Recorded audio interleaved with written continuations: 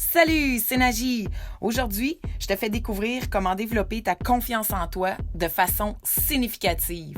C'est parti!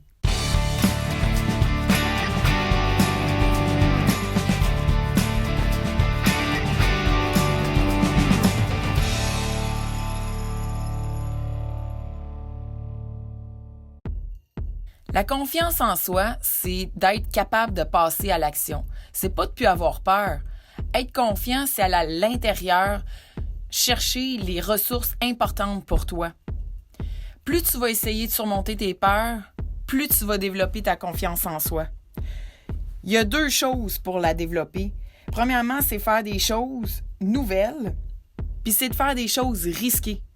Quand je dis risqué, c'est pas d'aller te sacrer devant un train, c'est faire des choses que t'es pas habitué de faire, c'est sortir de ta zone de confort. Ça, on se le cachera pas que la plupart des gens qui avancent pas, c'est tout le temps par rapport à quelque chose de l'extérieur qui nous empêche de se lever puis de bouger, de se bouger. En fait, c'est dans le but de s'améliorer, de nourrir puis de construire vos visions. C'est pas les résultats qui comptent nécessairement, c'est ton implication. Je me souviens, dans mes débuts d'artiste peintre, tout mon entourage me disait « Mais qu'est-ce que tu vas faire si ça fonctionne pas? » La première affaire que je répondais, c'était « C'est impossible que ça marche pas. » Je croyais tellement à ma vision, à mon projet, à ce que je sentais à l'intérieur qu'il n'y avait rien qui pouvait m'arrêter. La règle numéro 1, connecte-toi à un projet qui t'inspire vraiment. Exemple, le projet que je te présente ici, ça, c'en était une épreuve de confiance en soi. Quand on m'a approché pour voir si ça m'intéressait de me produire devant public, faire une œuvre devant des gens, le premier réflexe que j'ai eu, c'était stress. J'avais jamais fait ça, puis en plus de cette ampleur-là. Donc, la première réponse intérieure que j'avais, je sentais mon ventre se tordre, tout ça. Je voulais pas faire ça. Mais j'ai pas voulu dire non. Je me suis dit, c'est une chance que j'ai de le faire, de l'essayer. Puis si je l'essaye pas, je le saurai jamais. Je savais que si je m'en allais chez nous, puis que je me mettais à y réfléchir, le pour, le contre, j'allais choquer. Ça, c'était sûr. J'ai répondu tout de suite, pas de problème, ça me ferait plaisir de le faire, puis let's go! Fait que le temps que ça m'a donné entre ma réponse puis le temps de me produire, j'ai eu le temps de me préparer solidement, de faire des croquis, des esquisses, tout ça.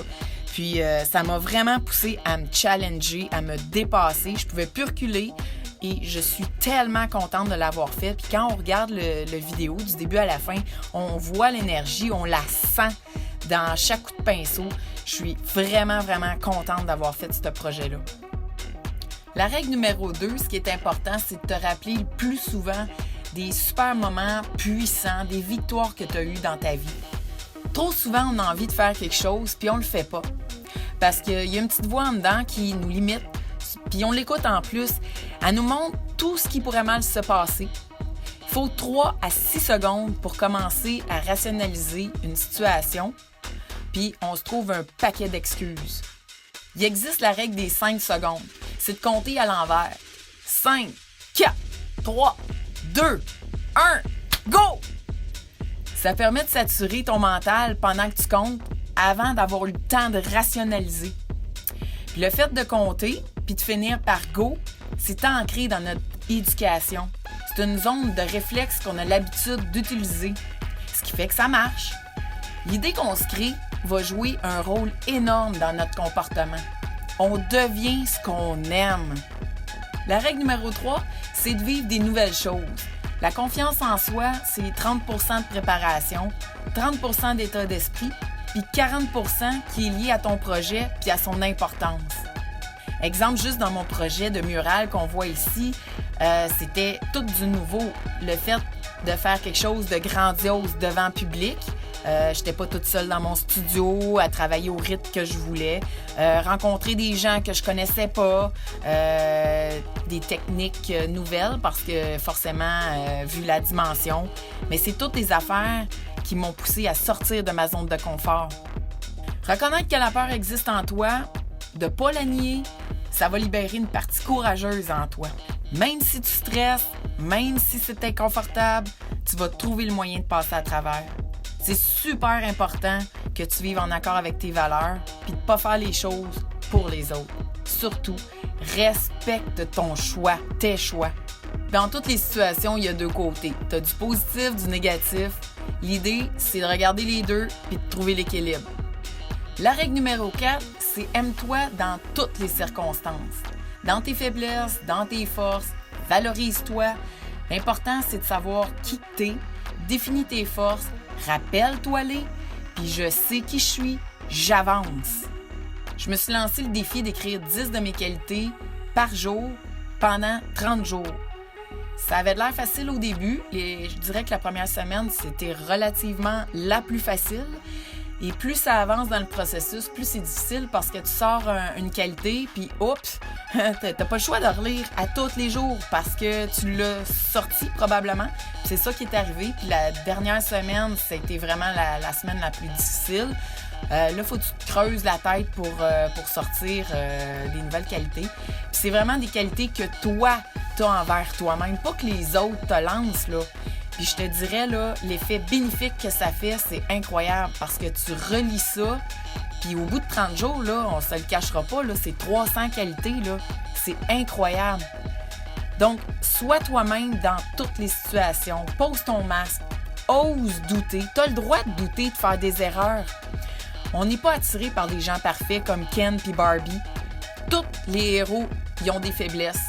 Ils sont eux-mêmes. Faut juste que tu lâches le fantasme de la confiance parfaite. Ça m'amène à te parler de la règle numéro 5 qui est la physiologie. Le non-verbal, ça parle énormément. Donc, redresse-toi, ouvre tes épaules, respire, souris, ose regarder les gens dans les yeux. J'ai fait le test récemment d'être dans une file d'attente puis de regarder le monde qui attendait. Puis de regarder leur posture, de les regarder dans les yeux. Puis je te dirais que les gens sont déstabilisés parce que, premièrement, le premier réflexe, c'est que les gens, dès qu'ils ont un malaise, sont sur leur téléphone. Donc, je te défie de mettre ton téléphone dans tes poches, peut-être le mettre à off pour pas te faire distraire par la sonnerie, puis regarde les gens, analyse les gens.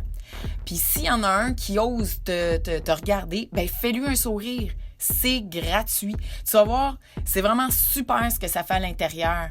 Puis le temps d'attente, ben il va passer tellement plus vite. Je t'invite à faire la méthode des petits pas.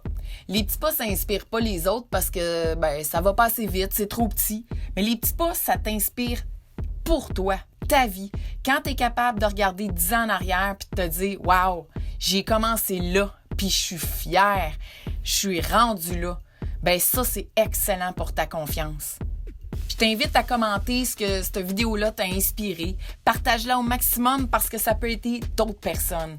Sous-estime jamais ton potentiel. On se voit très bientôt. Bye bye.